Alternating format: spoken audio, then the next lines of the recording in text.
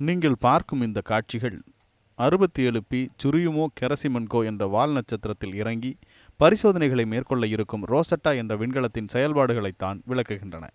இந்த ஆய்வுகளின் மூலம் உலகம் உருவானது முதல் சூரிய மண்டலம் குறித்த பல உண்மைகளை அறிந்து கொள்ளலாம் என்கின்றனர் இத்திட்டத்தை உருவாக்கிய ஐரோப்பிய விண்வெளி ஆராய்ச்சி மைய நிபுணர்கள்.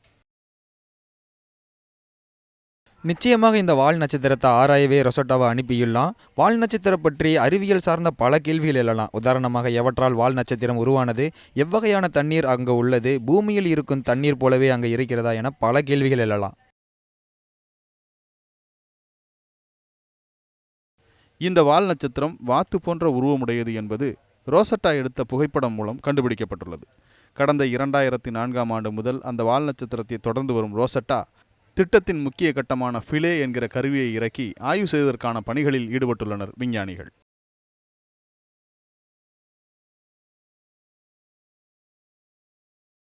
இந்த வால் நட்சத்திரத்தை தொடும்போது இந்த கருவி அதிர்வலைகளை ஏற்படுத்தும். இது 1 அடி உயரம் வரை அதிர்வலைகளை நட்சத்திரத்தின் மேற்பரப்பில் உருவாக்கும். பல கோடி ஆண்டுகளாக விண்வெளியை சுற்றி வரும் வால் நட்சத்திரத்தில் உலகம் உருவான நாள் முதல் உள்ள பல பிரபஞ்ச மர்ம முடிச்சுகள் அவிழ்க்கப்படுவதற்கான சாத்தியக்கூறுகளை தற்போதைய ஆராய்ச்சி ஏற்படுத்தும் என்றே விஞ்ஞானிகள் நம்பிக்கை தெரிவிக்கின்றனர். ரமேஷ்குமார், நியூஸ் 7 தமிழ், சென்னை.